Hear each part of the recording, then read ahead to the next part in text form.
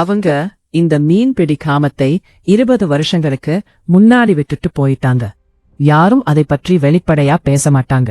மீனவர்கள் நிலவு முழுசா இருக்கும் இரவுகளில் படகு ஓட்டி போவாங்க. அவங்களோட படகுகள் மட்டும் திரும்பி வரும். காலையிலில் சூரியன் உதிக்கும்போது வெறும் காஃபின்ஸ் போல மிதந்து வரும். உடல்கள் இல்லை, ரத்தமில்லை, ஈரமான ஃபுட்பிரிண்ட்ஸ் மணலில் தெரியும். ஆனா கடலுக்குள் பாதி வழியில் நின்றுடும். வயசான ஆட்கள் இங்க ஒரு பொண்ணை மூழ்கடிச்சது பற்றி கிசுகிசுக்கிறாங்க. கிராமத் தலைவரை மறுத்த ஒரு பொண்ணை அலறிக்கொண்டே அலைகளுக்குள் இழுத்துட்டு போனாங்களாம்.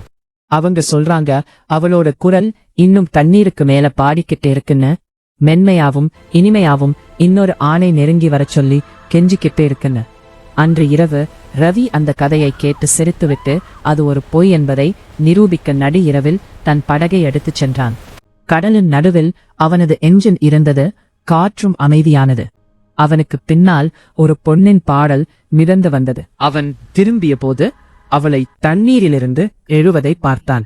அவளது முடியும் தோலும் வெடித்து வீங்கி கடலின் அடியிலிருந்து இழுத்து எடுக்கப்பட்ட ஒன்றைப் போல இருந்தது.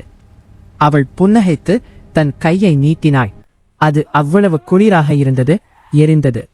கடல் அவனது அலறலை விழுங்கியது. இன்று காலை கிராமத்தவர்கள் அவனது படகை கரையில் கண்டனர். ரவி காணாமல் போனான். இன்று இரவு நிலவு உதிக்கும்போது அவள் இருளில் காத்திருப்பாள். அடுத்த மீனவனுக்காக பாடிக்கொண்டே, சாபங்கள் வெறும் கதைகள் என்று நினைப்பவர்களுக்காக, அவர்கள் மூழ்கடித்த பெண்ணை பற்றி. கிராமத்தவர்கள் பயந்திருக்கிறார்கள்.